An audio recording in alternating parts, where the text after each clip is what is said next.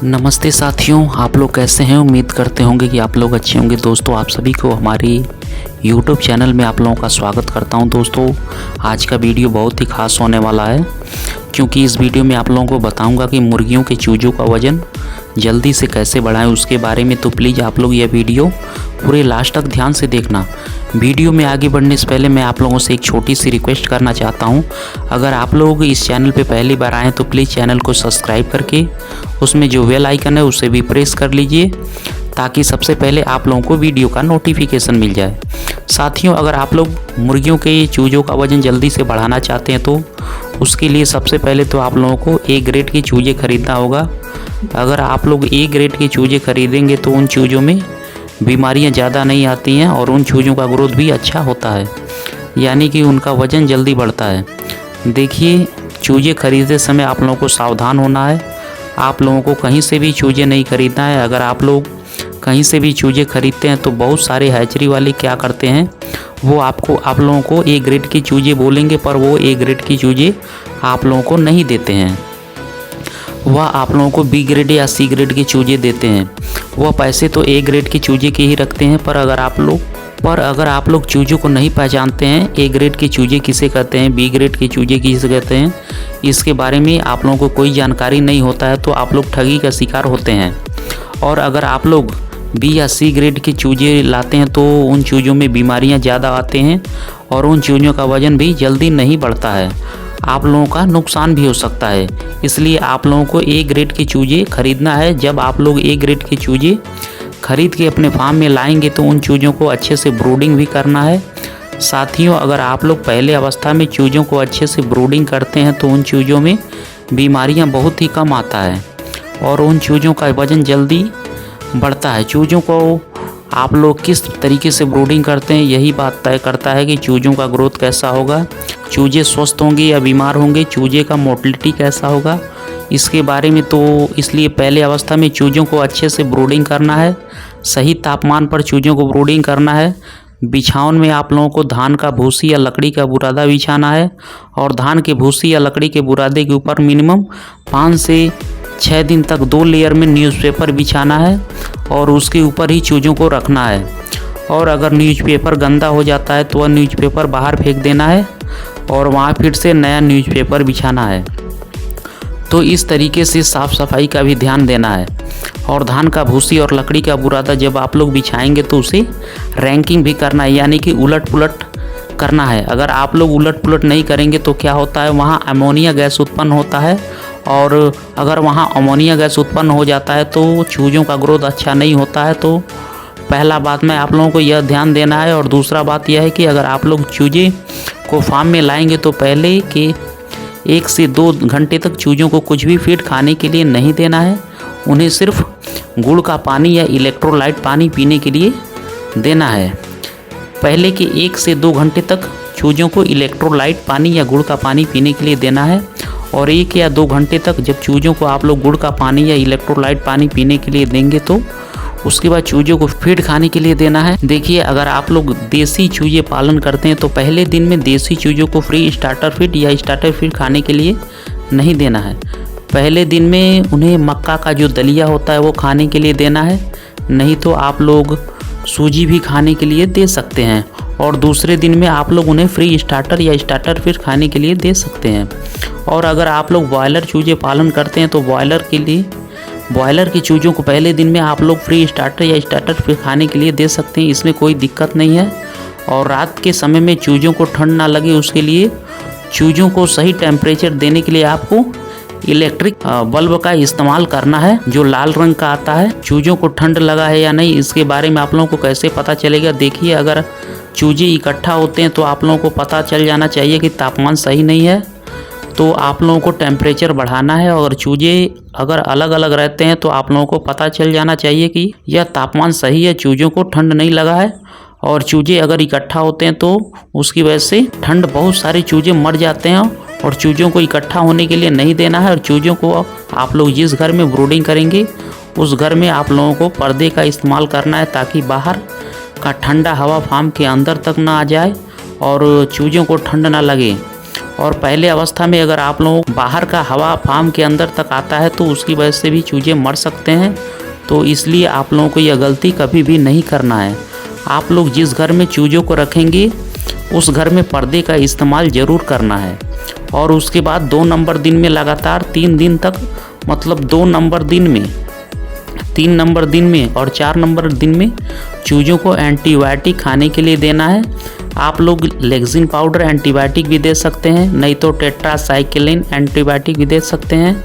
इनमें से एक एंटीबायोटिक आप लोगों को लेना है। और एंटीबायोटिक के साथ साथ आप लोग बी कॉम्प्लेक्स भी मिक्स करके पानी में मिक्स करके चूजों को शाम के समय में पीने के लिए देना है। 2 नंबर दिन में लगातार 3 दिन तक दिन में एक बार शाम के समय में। साथियों, अगर आप लोग यह चूजों को देते हैं तो चूजों में कोई बीमारी फैलने वाला इन्फेक्शन या वायरस होता है, या अगर कोई चूजे बीमार होते हैं तो यह बीमारी उनमें नहीं होती है, यानी कि बीमारी ख़त्म हो जाती है, चूजे स्वस्थ होते हैं। और अगर चूजे स्वस्थ रहेंगे, चूजों का वजन जल्दी बढ़ेगा, तो उसके लिए आप लोगों को यह काम करना बहुत ही ज़रूरी है। 3 नंबर दिन में और 4 नंबर दिन में चूजों को एंटीबायोटिक देना है। 5 नंबर दिन में चूजों को कुछ भी मेडिसिन नहीं देना है। और 6 नंबर दिन में या 7 नंबर दिन में चूजों को पहला वैक्सीन दे देना है।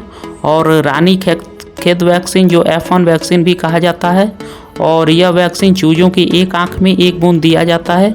अगर आप लोग 6 नंबर दिन में चूजों को यह वैक्सीन देते हैं तो 7 नंबर दिन में चूजों को कुछ भी वैक्सीन नहीं देना है। उन्हें सिर्फ प्लेन पानी यानी कि सादा पानी पीने के लिए देना है। और अगर आप लोग 7 नंबर दिन में देते हैं तो 7 नंबर दिन में यह वैक्सीन देने के बाद 8 नंबर दिन में चूजों का कुछ भी मेडिसिन नहीं देना है। और 9 नंबर दिन में लगातार 3 दिन तक, यानी कि 9 नंबर दिन में, 10 नंबर दिन में और 11 नंबर दिन में एक बार शाम के समय में चूजों को विमरल देना है। देखिए, विमरल चूजों के लिए बहुत ही फ़ायदेमंद होता है। और यह अगर आप लोग चूजों को समय समय पर देते हैं तो चूजे भी स्वस्थ रहते हैं और चूजों का वजन भी जल्दी बढ़ता है।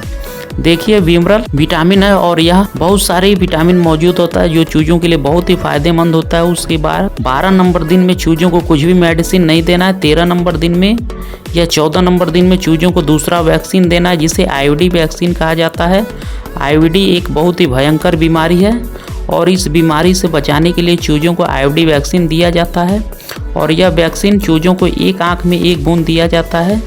जिस आँख में आप लोग रानीखेत वैक्सीन करेंगे उस आँख में IVD वैक्सीन नहीं देना है, दूसरे आँख में देना है। और यह आप लोगों को यह वैक्सीन 13 नंबर दिन में चूजों को देते हैं तो 14 नंबर दिन में चूजों को कुछ भी मेडिसिन नहीं देना है।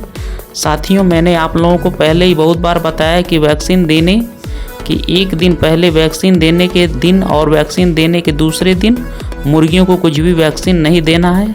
अगर आप लोग 14 नंबर दिन में ये वैक्सीन चूजों को देते हैं तो 15 नंबर दिन में चूजों को कुछ भी मेडिसिन नहीं देना है। और उसके बाद मतलब 16 नंबर दिन में लगातार 3 दिन तक, मतलब 16 दिन में, 17 नंबर दिन में और 18 नंबर दिन में चूजों को कैल्शियम देना है।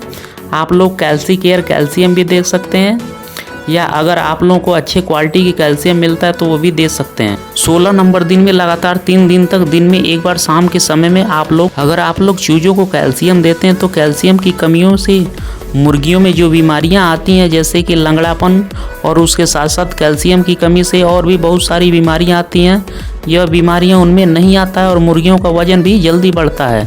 तो यह काम आप लोगों को ज़रूर करना है। और उसके बाद 19 नंबर दिन में चूजे को फिर से विमरल देना है पानी में मिक्स करके शाम के समय में। 20 नंबर दिन में चूजों को कुछ भी मेडिसिन नहीं देना है। और 21 नंबर दिन में चूजों को रानीखेत का जो दूसरा वैक्सीन होता है वह देना है। यह वैक्सीन आप लोग चूजों के आँख में दे सकते हैं, एक बूंद नहीं तो पानी में मिक्स करके भी दे सकते हैं। अगर आप लोग आँख में देते हैं तो ज़्यादा फ़ायदेमंद होता है। 22 नंबर दिन में चूजों को कुछ भी मेडिसिन नहीं देना है। उसके बाद 23 नंबर दिन में, 24 नंबर दिन में और 25 नंबर दिन में चूजों को कैल्शियम देना है। और फीड के बारे में बताऊंगा तो पहले दिन में मैंने आप लोगों को बताया कि अगर आप लोग देसी चूजे पालन करते हैं या सोनाली चूजे पालन करते हैं तो पहले दिन में उन्हें सूजी या मक्का का दलिया खाने के लिए देना है। और अगर आप लोग ब्रॉयलर चूजे पालन करते हैं तो पहले दिन में ब्रॉयलर के चूजों को आप लोग फ्री स्टार्टर फीड खाने के लिए दे सकते हैं। और दूसरे दिन से 15 या 16 दिन तक चूज़ों को फ्री स्टार्टर फीड खाने के लिए देना है। देसी या ब्रॉयलर मुर्गियों के लिए जो फ्री स्टार्टर फीड आता है वह आप लोग उन्हें खाने के लिए दे सकते हैं। और उसके बाद मतलब 16 या 17 नंबर दिन में मुर्गियों को सेल करने के दिन तक स्टार्टर फीड खाने के लिए दे सकते हैं। देखिए, हम जो भी मुर्गी पालन करते हैं उन्हें हम सेल करने के दिन स्टार्टर फीड ही खाने के लिए देते हैं, फिनिशर फीड खाने के लिए नहीं देते हैं। आप लोग चाहे तो फिनिशर फीड भी खाने के लिए दे सकते हैं। मुर्गियों का वजन जल्दी बढ़ाने के लिए मुर्गियों को अच्छे से फीड खाने के लिए देना है। मुर्गियों को भरपूर मात्रा में पानी पीने के लिए देना है और उसके साथ साथ समय समय पर मुर्गियों को विटामिन और कैल्शियम भी देना है। मुर्गियों का स्ट्रेस ज़्यादा होने के लिए नहीं देना है। तरीके से अगर आप लोग मुर्गियों को पालन करते हैं तो मुर्गियों का वजन भी जल्दी बढ़ेगा। तो साथियों, यही थी कुछ जानकारियाँ जो मैंने आप लोगों के साथ शेयर किया। अगर आप लोगों को यह वीडियो पसंद आया, वीडियो से कुछ सीखने को मिला, तो प्लीज़ वीडियो को लाइक ज़रूर करना और अपने दोस्त और अपने परिवार के साथ वीडियो को ज़रूर शेयर करना। तो दोस्तों, मिलते हैं नेक्स्ट वीडियो में। तब तक के लिए धन्यवाद।